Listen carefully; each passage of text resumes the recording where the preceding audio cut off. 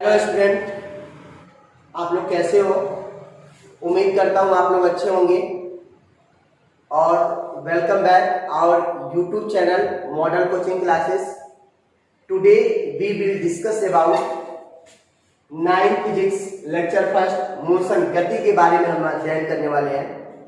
और यदि चूंकि आप जानते हो कि आज हम लोग तांडव मचाएंगे यहाँ पे, और जब हम तांडव मचाएंगे तो आप देखिएगा, और यदि आपको कोई भी डाउट हो रहा है, यदि कोई भी आपको प्रॉब्लम्स हो रहे हैं तो आप हमारे कमेंट में करिएगा कि सर हमें ये प्रॉब्लम है, हम उसे तुरंत सॉल्व करेंगे। आइए देखते हैं मोशन के बारे में। और सबसे पहला चीज क्या करेंगे, मोशन को हम लोग थोड़ा समझते हैं।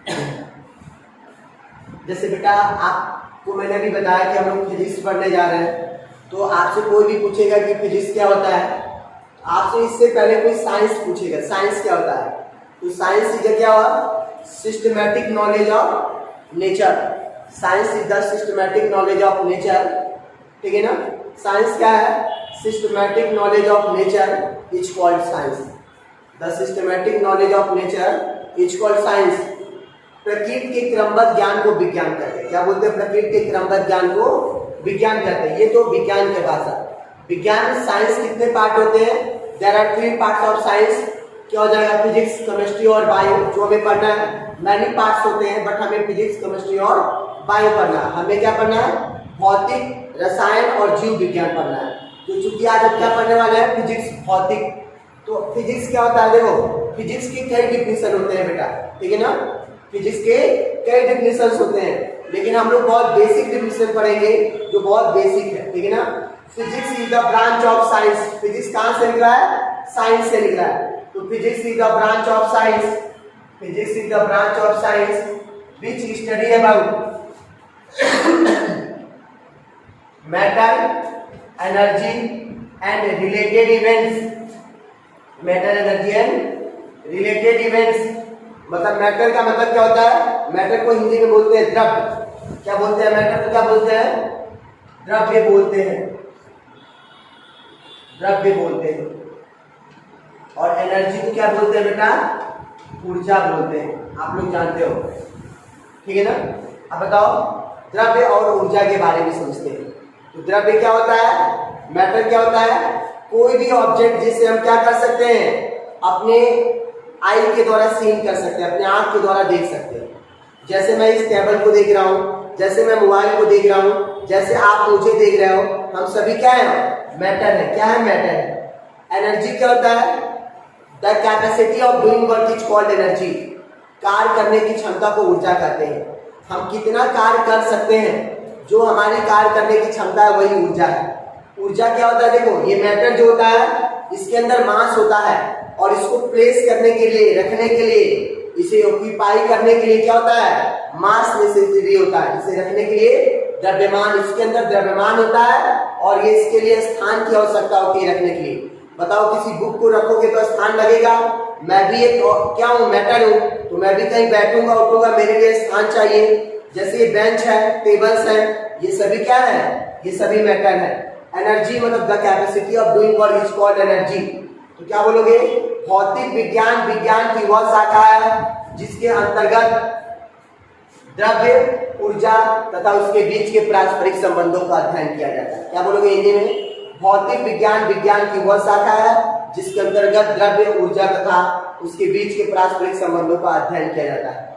क्या बोलोगे, physics is a branch of science. बोलो मेरे साथ, फिजिक्स। आपको आज एक चीज ध्यान रखना है कि ऐसा तांडव होगा कि आपको अभी पूरा यहीं पे रिमेम्बर हो जाएगा, ठीक है ना।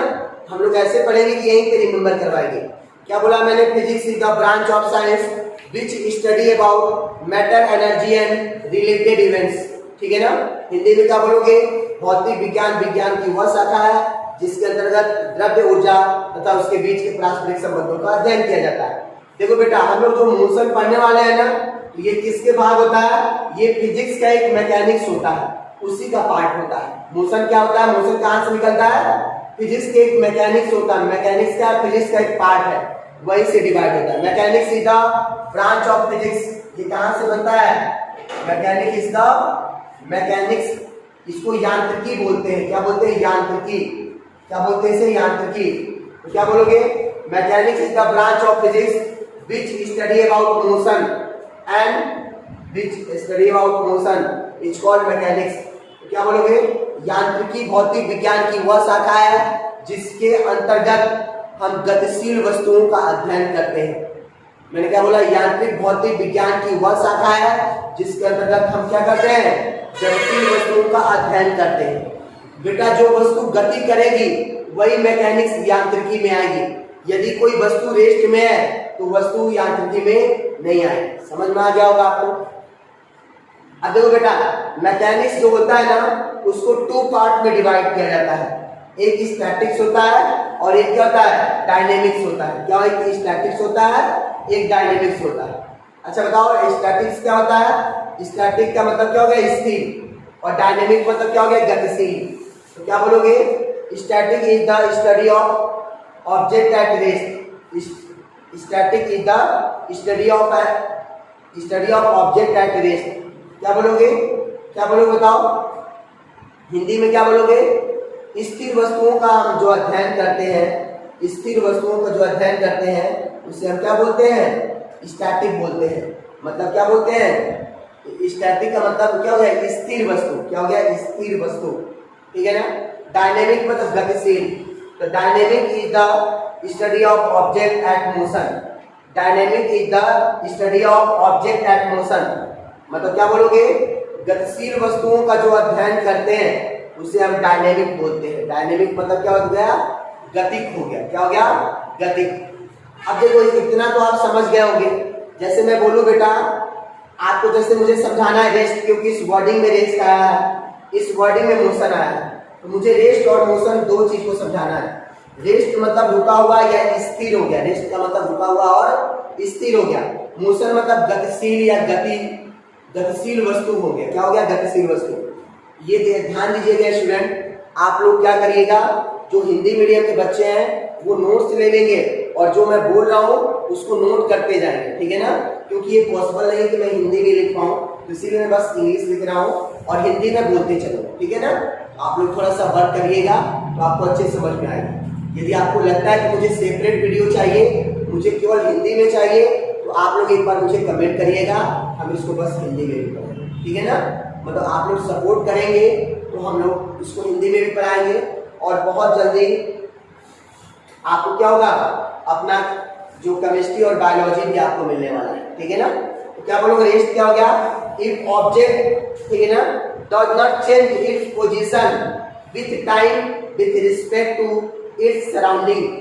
यदि कोई वस्तु, ठीक है ना, समय के सापेक्ष अपनी स्थिति में परिवर्तन नहीं करती है तो वह वस्तु स्थिर वस्तु या विरामावस्था में स्थिर वस्तु कहलाती है। वह वस्तु क्या कहलाती है? स्थिर वस्तु या विरामावस्था में कहलाती है। मैंने क्या बोला? If object does not change its position with time with respect to its surrounding it's called rest. क्या बोलोगे? यदि कोई वस्तु, ठीक है ना, यदि कोई वस्तु किसी दूसरी वस्तु के सापेक्ष या यदि कोई वस्तु अपनी समय के सापेक्ष, यदि कोई वस्तु समय के सापेक्ष अपनी स्थिति में परिवर्तन नहीं करती है तो वह वस्तु स्थिर वस्तु या विरामावस्था कहलाता है। ठीक है ना? अब क्या बोलोगे? मोशन सेम यही चीज है। इसमें क्या करेगा? इसमें ऑब्जेक्ट क्या करेगा? विथ रिस्पेक्ट टू टाइम क्या करेगा? इट्स पोजीशन को चेंज करेगा। क्या बोलोगे? It object change its position. क्या बोलोगे? If object change its position with respect to, ठीक है ना, with respect to time and its surrounding. क्या बोलोगे? If object change its position with time with respect to its surrounding. यहाँ पे बेटा एक विथ छूट गया है, आप थोड़ा सा इसको मैनेज करना। ठीक है ना? यहाँ पे विथ है। मैंने क्या बोला? If object change its position with time with respect to its surrounding. ठीक है ना? यदि कोई वस्तु समय के सापेक्ष अपनी अवस्था में परिवर्तन करती है तो उस वस्तु को क्या कहते हैं? गतिशील वस्तु या गतिमान वस्तु बोलते हैं। यदि कोई वस्तु समय के सापेक्ष अपनी स्थिति में परिवर्तन करती है तो उसे गतिशील या गतिमान वस्तु कहते हैं। जैसे बताओ बेटा, जैसे मैं अभी पढ़ा रहा हूँ, यहाँ पे जो बेंच है वो अभी भी यहीं पे है, कराऊंगा तब भी यहीं पे होगा, 1 घंटे बाद भी वही होगा। तो क्या बताओ, समय के सापेक्ष टाइम के रिस्पेक्ट में क्या ये बेंच अपने पोजीशन को चेंज कर रहा है? नहीं कर रहा है। इसीलिए कौन सा वस्तु हो गया? स्थिर वस्तु हो गया। लेकिन यदि बताओ कोई वस्तु, जैसे एक बस है, वो क्या कर रहा है? समय के रिस्पेक्ट में अपने पोजीशन को बार बार चेंज कर रहा है। जैसे मान लो यहाँ से रीवा से हमको सतना जाना है, जैसे मान लो हमें क्या करना है, हमें आगरा से इलाहाबाद आना है, मान लो एग्जाम्पल के लिए, तो हम लोग क्या करेंगे, बस बार बार अपने कंडीशन को समय के रिस्पेक्ट में चेंज करेंगे। तो बस की कौन सी स्थिति है? बस गतिशील वस्तु है, गतिमान वस्तु है, ठीक है ना, समझ गए। और यदि कोई भी प्रॉब्लम हो रहा होगा तो बताइएगा। अब हम नेक्स्ट पॉइंट में आपको समझाएंगे कुछ मतलब इसके क्या होते हैं, मतलब रेस्ट और मोशन में कुछ क्या होते हैं, रिलेशन होते हैं, इसको समझ। देखो जैसे बच्चों अभी हम लोगों ने समझा रेस्ट क्या होता है। यदि कोई ऑब्जेक्ट क्या करेगी, टाइम के रिस्पेक्ट में अपने पोजीशन में चेंजिंग करेगी, टाइम के सापेक्ष अपने स्थिति में बदलाव करेगी, तो वह वस्तु क्या होगा, मोशन में होगी। यदि कोई वस्तु टाइम के रिस्पेक्ट में अपने में चेंजिंग नहीं करेगी, मतलब वो बदलेगी नहीं, ज्यों की त्यों रहेगी, उसे क्या बोलोगे, स्थिर वस्तु बोलोगे। जैसे बेटा जानते हो कि state of rest and state of term, state of rest and state of motion, ये दोनों आपस में एक रिलेटिव टर्म होते हैं, मतलब दोनों आपस में क्या होते हैं, आपेक्षिक संबंध इनमें होता है। जैसे मैं आपको एग्जांपल की बात बताऊं कि जैसे मान लो एक गाड़ी, एक बस जा रही है, उसमें बैठा हुआ कोई पैसेंजर है, तो बताओ बस के सापेक्ष जो बस में सीट है उसके सापेक्ष वो रेस्ट में है, लेकिन उसके सापेक्ष जो बिजली के खंभे, जो पेड़ पौधे होते हैं, ऐसा लगता है उसको, ऐसा रियलाइज होता नहीं है कि वो गतिशील है, लगता है उसे कि जो पेड़ पौधे और जो खंभे हैं वो क्या हो गया, गतिशील है। तो ये जो इस मतलब रेस्ट और जो मोशन है, दोनों रिलेटिव आपस में क्या है, टर्म्स है, दोनों रिलेटिव टर्म्स है, ठीक है ना। आज एक बहुत इंपॉर्टेंट चीज पढ़ना है अपने को, जो कि आपको मुझे लगता है बहुत अच्छे से समझना चाहिए। क्या है, जिसका नाम है डिस्टेंस, इसको हिंदी में क्या बोलते हैं, दूरी।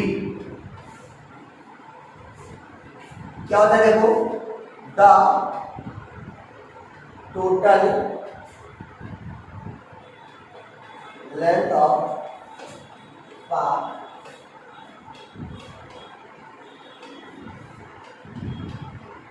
Travel by body in given time.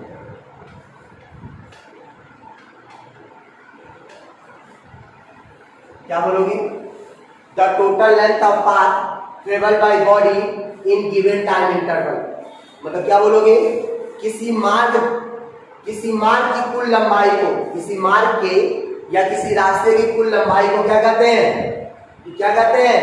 दूरी कहते हैं। किसी मार्ग के कुल लंबाई को या किसी पथ के कुल लंबाई को क्या बोलते हैं, दूरी कहते हैं। किसी समय में किसी मार्ग या पथ के कुल लंबाई को क्या कहते हैं, दूरी कहते हैं। याद रखिएगा, दूरी ऑलवेज, देखो दूरी जो होती है इट इज ऑलवेज क्या होती है, दूरी को हम लोग डिस्प्लेसमेंट को एस से डिनोट करते हैं, it is denoted by S. दूरी को किससे प्रदर्शित करते हैं, एस से। किसी मार्ग या पथ के कुल लंबाई को दूरी कहते हैं। किसी दिए गए समय में मार्ग या पथ की कुल लंबाई को दूरी कहते हैं, या किसी वस्तु द्वारा तय की गई पथ के कुल लंबाई को दूरी कहते हैं, ठीक है ना। The total length of path travel by body in given time interval is called, क्या बोलोगे, distance, it is denoted by S. देखो बेटा ऑलवेज लेना, इट इज, जानते हो स्केलर क्वांटिटीज, ये क्या है, scalar quantity, it is scalar quantities. ये क्या होता है बेटा, स्केलर क्वांटिटीज, इसको हिंदी में बोलते हैं अदिश राशि। क्या बोलते हैं, अदिश राशि। क्या होता है बेटा, देखो दो प्रकार की राशि होती है, एक होती है सदिश राशि और एक होती है अदिश राशि। तो सदिश राशि क्या होती है, जिसका परिमाण और दिशा दोनों होता है, जिसमें परिमाण और दिशा दोनों होता है। अदिश राशि क्या होती है, जिसमें परिमाण होता है, दिशा निश्चित नहीं होता है।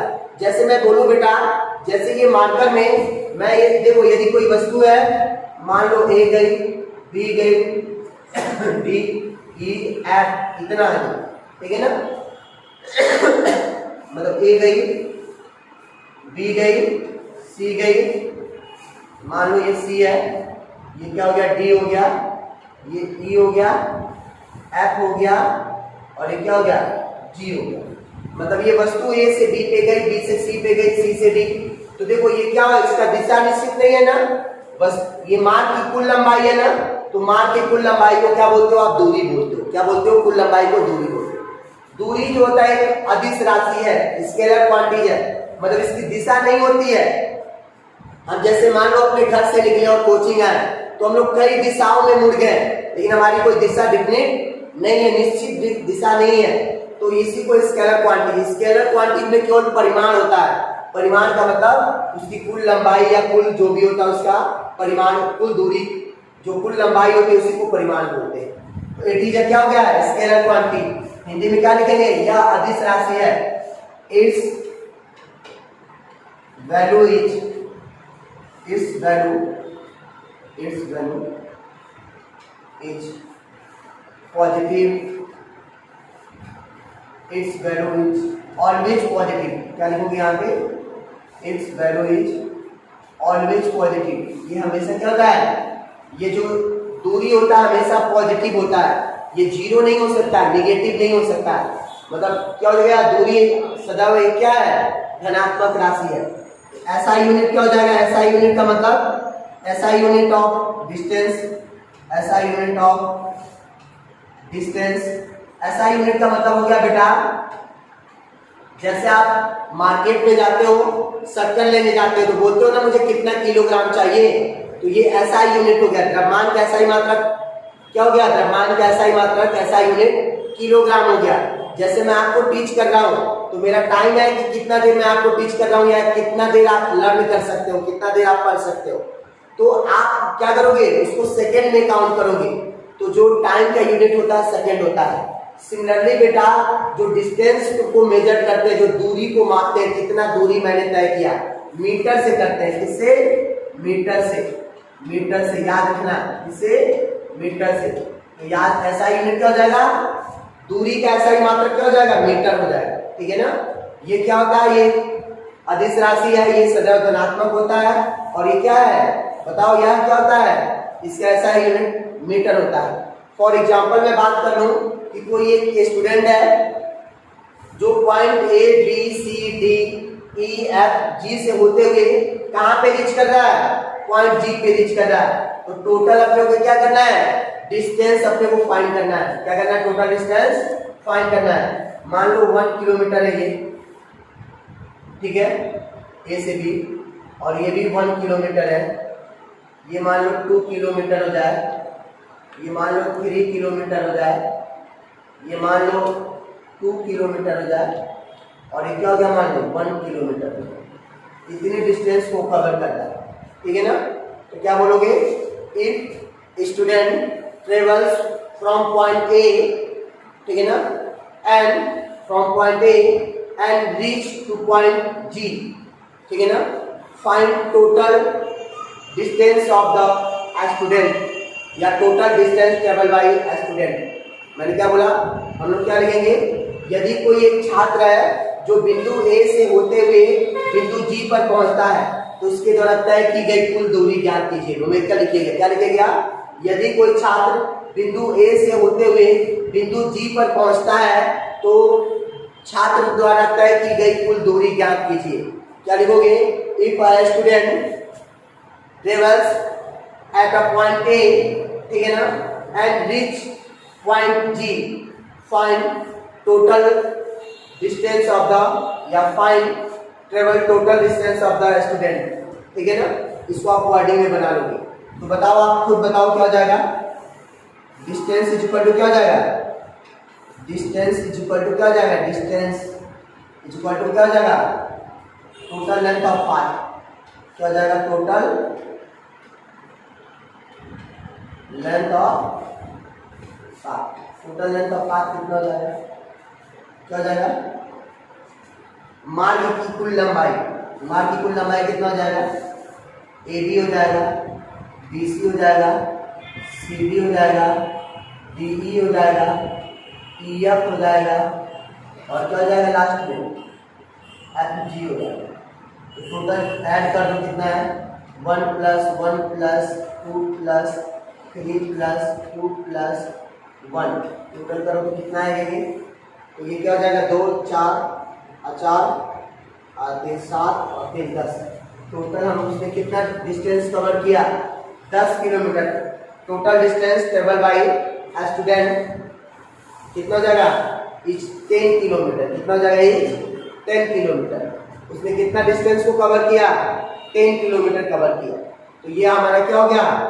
अब पूरा आपको मैंने दूरी के बारे में बता दी। किसी मार्ग या क्या बोलोगे? किसी क्या बोलोगे?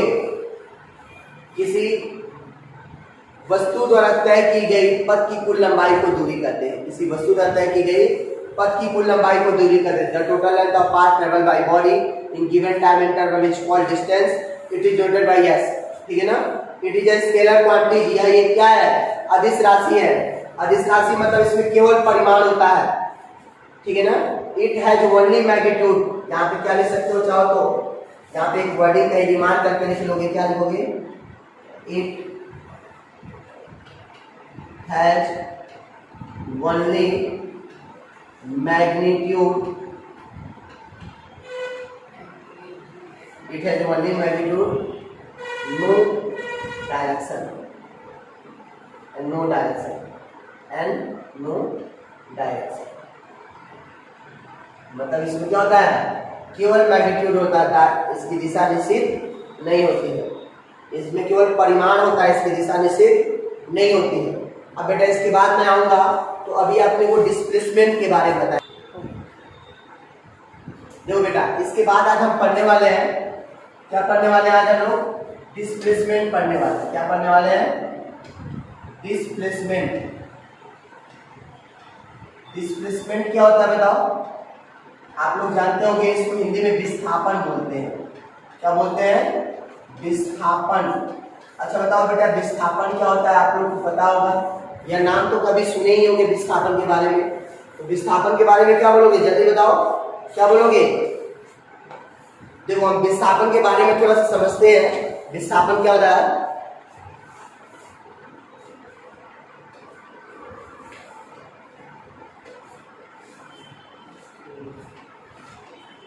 change of position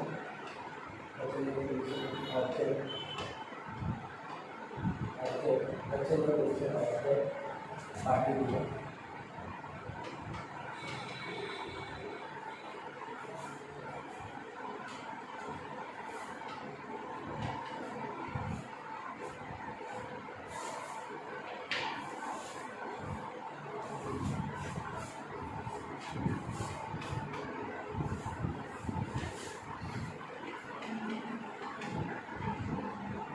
ठीक है ना?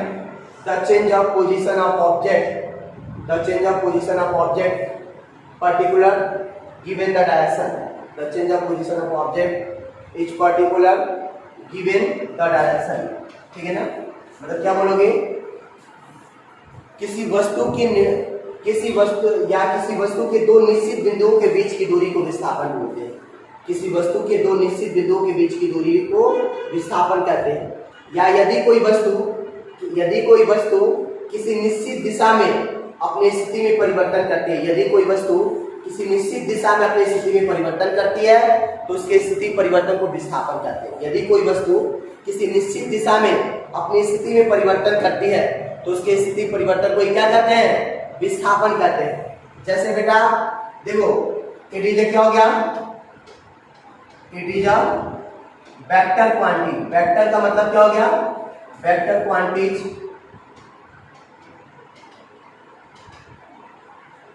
तो क्या बोलोगे?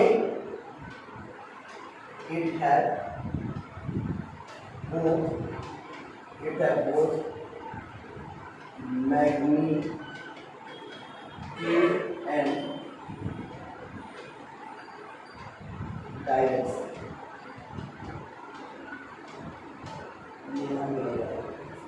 It have both magnitude and direction मतलब क्या होता है? विस्थापन के पास क्या होता है? परिमाण और दिशा दोनों होती है। अभी मैं समझाऊंगा परिमाण क्या होता है, दिशा क्या होता है। क्या होगा बताओ? इट इज पॉजिटिव नेगेटिव और जीरो, मतलब ये पॉजिटिव नेगेटिव और जीरो कुछ भी हो सकता है, ठीक है ना। बताओ इसका भी जो होता है इस ऐसा ही, ये बेटा ऐसा समझ लेना,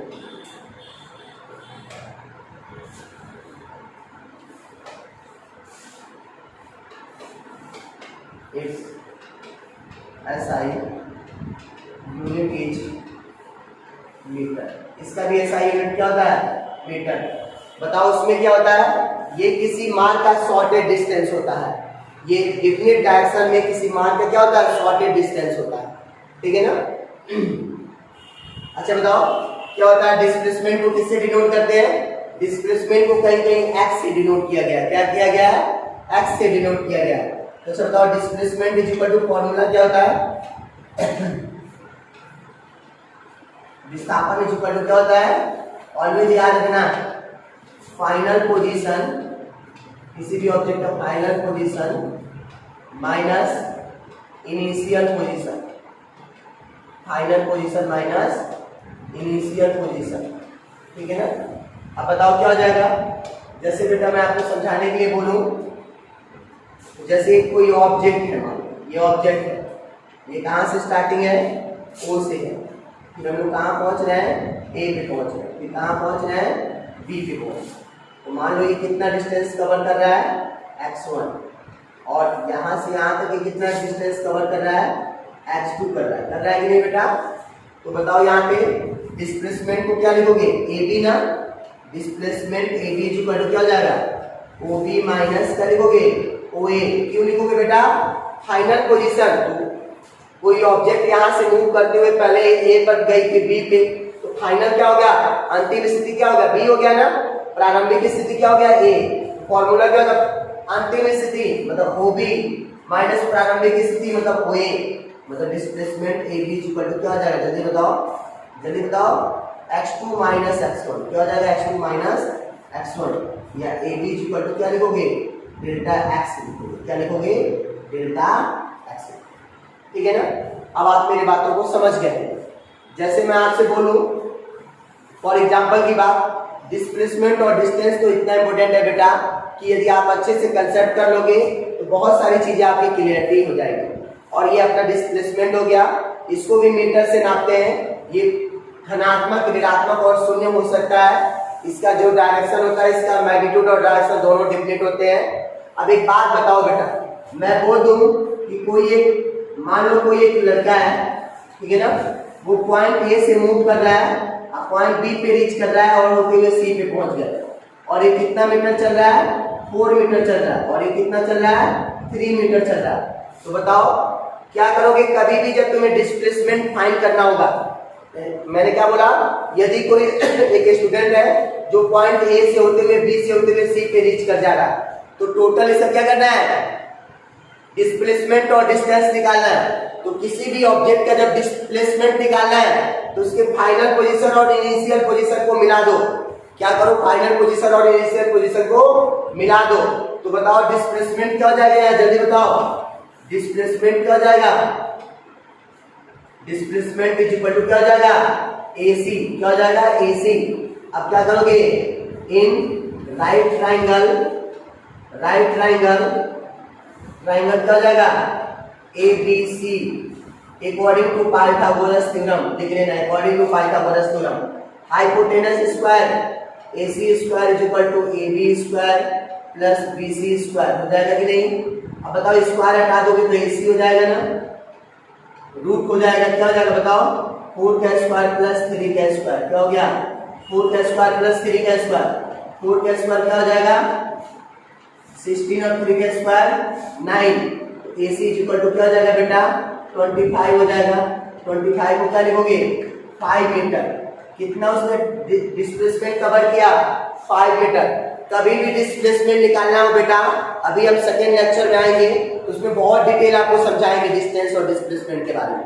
हम लोग बहुत सारे न्यूमेरिकल्स को भी सॉल्व करेंगे, डिफरेंस क्या होता है, फिर ऐसे बेसिक चीजें हम लोग बहुत न्यूमेरिकल लगाएंगे, एनसीईआरटी के मैक्सिमम न्यूमेरिकल लगाएंगे, ठीक है ना। तो अभी एक चीज को समझिए, तो डिस्प्लेसमेंट क्या करते हैं, बॉडी जहां से मूव करना है स्टार्टिंग पॉइंट और फाइनल पॉइंट को मिला दो, स्टार्टिंग और फाइनल पॉइंट को मिला दो, और स्टार्टिंग और फाइनल पॉइंट को जो मिलाते हो यही क्या हो गया, डिस्प्लेसमेंट हो गया। अच्छा इसमें से कौन ऐसा स्टूडेंट है, इसमें से कौन, ये नोट कर लीजिएगा, क्या हो गया, विस्थापन इक्वल टू अंतिम स्थिति माइनस प्रारंभिक स्थिति, और अंतिम स्थिति वो भी है और प्रारंभिक वही है, x2 माइनस x1 हो गया विस्थापन इक्वल टू, ठीक है ना। क्या हो गया विस्थापन, या कि लोग इसे क्या लोगे, चेंजिंग द, क्या होगा, changing the position, changing the position या चेंज द पोजीशन, इसको हिंदी में वर्डिंग में क्या लिखोगे, change the position, change the position of object, change the position, ठीक है। अब बताओ ये सब समझ गए होंगे, सभी आप लोग नोट कर लो। अच्छा एक बात बता दो, एक हमारे मन में है, थोड़ा सा मैं देख लूं कि आप लोग कितना पढ़ाई कर रहे हो, क्या मेरे बातों को क्लियरिटी में बता रहे हो। आप लोग कमेंट करके बताइएगा जो भी लोग हो कि आखिर इसका डिस्टेंस कितना हो जाएगा। मैंने आपको बताया है डिस्टेंस इसको बताना है, कोई body A to B, B to C move कर रही है तो उसका डिस्टेंस कितना हो जाएगा। अभी बहुत अच्छा अच्छा क्वेश्चन लाएंगे जो कि आपको मतलब काफी मतलब डिस्प्लेसमेंट और डिस्टेंस को बेसिक जो समझ गया ना, तो आपको फिजिक्स में बहुत सारी प्रॉब्लम्स आपकी सॉल्व हो जाएगी। और हम लोग नेक्स्ट लेक्चर में मिलते हैं, लेक्चर नंबर 2 पे।